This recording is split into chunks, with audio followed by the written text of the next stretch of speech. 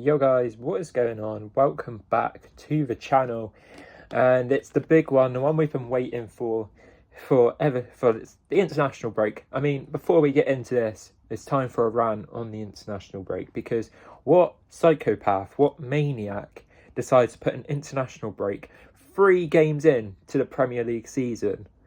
I mean, seriously, someone needs a head testing for that, because that is dodgy behaviour. That is extremely worrying behaviour. They're a danger to society. They should be locked away, you know, because at the end of the day, I've not waited like 3-4 months from May to now just to get 3 games in and basically not have football again for a week, because I didn't watch any of the international football.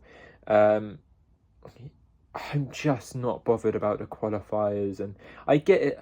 I get there has to be international breaks, but three games in, does there really have to be an international break? No, and I gotta be honest, the only international matches I was sort of interested in, again, I didn't watch, but was just keeping an eye on, was the Sweden ones, because of course we have Alexander Isak. Oh my god, that still feels so weird to say. So yes, Isak did play for Sweden. If you didn't know, you probably did by now. He played about 20 minutes, I think, was it?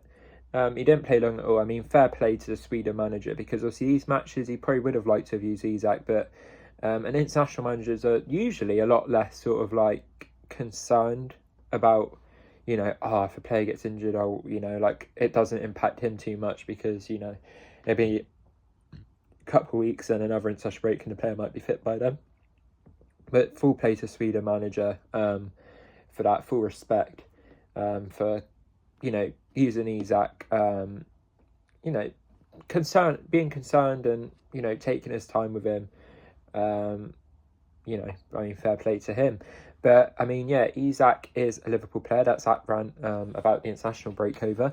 Isak is a Liverpool player. We've already talked about that and how excited I was and how excited I am now he is one. I don't know about you guys, but I just literally cannot stop watching, the training videos, and just like as soon as they post a picture, I know it's really weird, but it's just like it makes it sound a bit like a stalker, but it's just like I'm just so excited. Like I explained in the other videos, Isak was just my dream player to sign for Liverpool, and the fact that we've got him, of course, like it's just so exciting, because there was a bit of a dispute yesterday. Arne Slot, which I think was a bit misquoted. I think he was trying to say that Isak was one of the best strikers in the world. Obviously, the press said that Isak was the best striker in the world. And Pep Guardiola was like, "What about Haaland?" Which, fair play. I mean, listen, Erling Haaland, is the best striker in the world. The goals he gets is absolutely nuts. But I wouldn't trade him for Alexander Isak, because I think at Liverpool, Isak will just explode and just become just like one of the greats. I think he will be. I would be shocked if he didn't succeed here. But that's enough for Isak on his sign, and we've already spoken about that loads of times. Obviously, we've got the game tomorrow, Burnley, which could see his debut. We've started the season off performance-wise unconvincing, but 9 points out of 9, and that is just. You can try and put a negative spin on that, which I have seen, our rival fans doing, which of course they will. They're going to be looking for little bits they can cling on to. I just think it's just scary to think if we're not playing well and we're winning, the only team in the league with a perfect record, when things click, how might things look then? I mean, we beat Burnley. If we do beat Burnley tomorrow, that's only the third time in Premier League history we would have won our first 4 league games. The others being in 18-19 when we got 97 points, but Manchester City decided to be little bastards and get 99 points. Or the following season when we got 99 points and walked the league. If we'd done it again tomorrow, maybe a good sign that we're going to get 90 plus points. But going into the game, Burnley, first off, obviously got promoted last year. Really good defensively last year. There was a mental stat, they didn't concede a goal in literally, I think it was months, was it? I'm not sure on the exact stat, but it was this weird stat I remember seeing on Instagram. I keep scrolling past it. that they just would not concede. And I think they broke the record for the best defensive season. Was it in English football history? But did they concede less than 15 than what Chelsea set? Because that's going to be really hard to beat. I personally don't think that will ever be beaten. So maybe I've got that wrong. But point being, they were just really good defensively. And they could score when they wanted to. I think goal scoring wise, they were a bit worse in the Championship than they were defensively, but they could still score goals. And listen, Scott Parker hasn't got the best record in the Premier League. When you look at that Fulham side that went down, in my opinion, that Fulham side was too good to go down. But, that's an experience of Scott Parker. I mean, obviously, he was he was quite new to management back then. Obviously, he's had a couple of years now in management. I believe he went abroad at one point in Belgium. Come back, got Burnley promoted on 100 points, and now in the Premier League. Obviously, they've lost James Trafford, who's got some stick at Man City, which I think is a bit harsh. Obviously, it's going to be a big step up for him, and now they've signed Donnarumma, so I wonder if he sort of regrets that choice of going to City, because I can't see Donnarumma being second choice, and he's been signed long term, so that was a bit confusing. I don't know why I've gone talking about City, but Burnley, I mean, yeah, newly promoted side. In reality, we should be winning that. But of course, this is the Premier League, and you just never know what it can spring surprises on you. So I'm not going into it thinking guaranteed Liverpool win, but I am going into it thinking we should be winning this. I mean, lineup wise, line up what I would do, because there's questions up right back, there's questions up top, there's questions over Isak. I would try maybe just sticking it to what was at Arsenal. Maybe you bring Frimpong or Bradley back in, but then how can you drop Szoboszlai? But, I get people say Szoboszlai's been good at right back, but I think Szoboszlai's even done an interview himself where he said he'd do what's best for the team and he'd perform and he'd play for where the teams want to be. He doesn't want to be a right back. That's not where he sees himself. And obviously we've got our two right backs who I believe now are both fully fit, Bradley and Frimpong. So I guess it's a toss-up who you bring in. I'm happy with any of the three. I mean, it's nuts when you're in a situation where, I remember going back 10 years ago and our team was a joke. And it was just the fact that now we're at a point where it's right back, I'm happy for anyone, Frimpong, Bradley or Szoboszlai, and I would not be doubtful of a minute of a drop off in quality. That's just nuts. I just like Frimpong.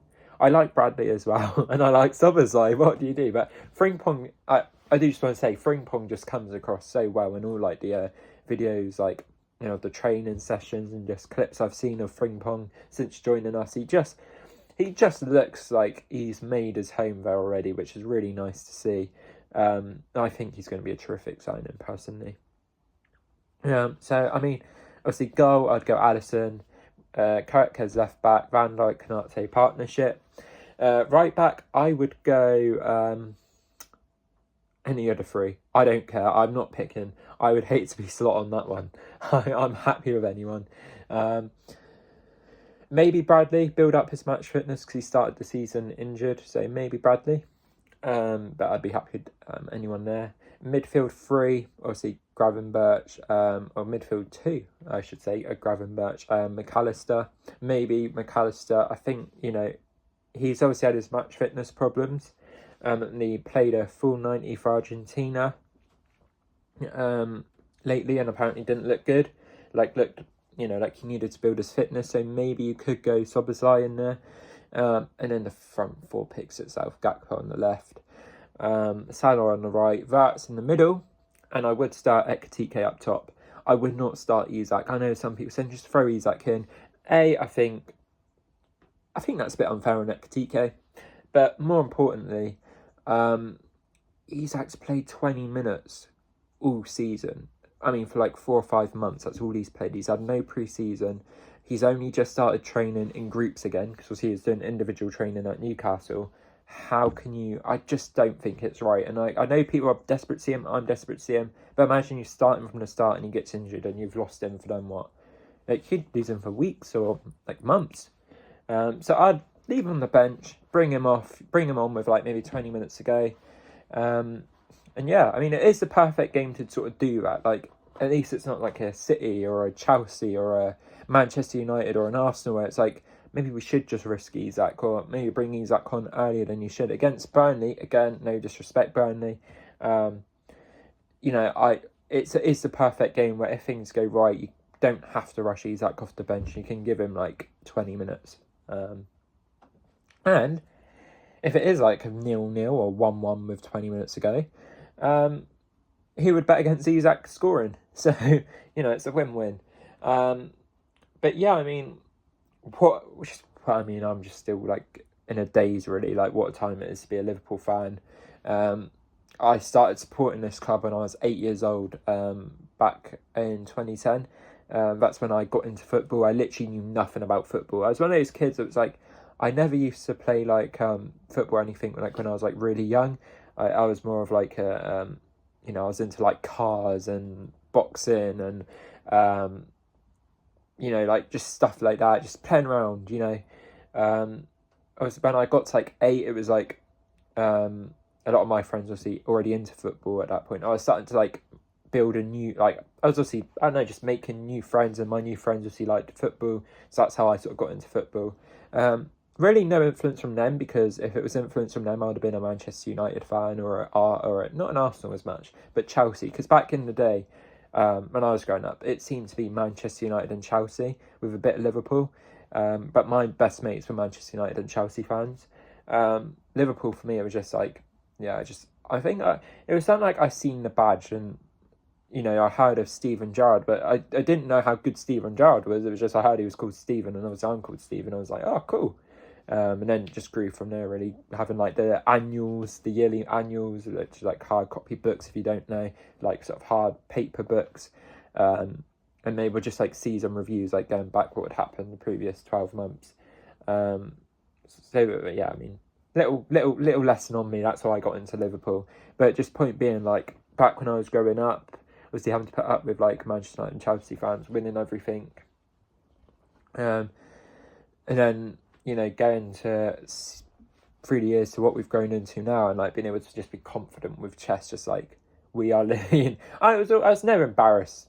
Definitely never embarrassed to be a Liverpool fan. Like, no matter how bad we were, and we were bad back then, like even growing up, I just loved our squads. Like even looking back now, like I know some people look at that era of like the Hodgin, you know, from 2010 to 2012, but then also from 2014 to you know, after we lost Suarez, to 2015, 16. So it was like a couple of years of like, I know some fans look at those squads and go, oh, that was a dark era. But for me, I can't help it. Like, that was also a squad I grew up on. Like, the first trophy I watched this one was the 2012 League Cup, Carabao Cup. So, like, for me, those squads mean something to me. It's like, I wouldn't change that for the world. I would never change that sort of period. But obviously, it is nice now to be like, we're the best side in the country, and it actually be true. And like, see what we've done this summer. It's just absolutely just, I'm so excited to see how this season pans out. Score prediction. I'm going to go 3-1 or 4-1. I can go 4-1 Liverpool win. Isak's scoring debut, going to come off the bench, he's going to score. And Hugo Ekitike is going to score as well. Hugo Ekitike is going to get 2. He's going to get 2. But yeah, I mean, what a time to be a Liverpool fan. Buzzing to have normal football back. And international break is now done with until next month. So yes, if you haven't gathered by now, I don't like international breaks. But, I mean, 4-1, that's what I'm going for. 4 wins from 4 to start the season, hopefully. Yeah, I mean, don't know about you guys, but I'm excited. Leave down your score predictions below. And yeah, cheers.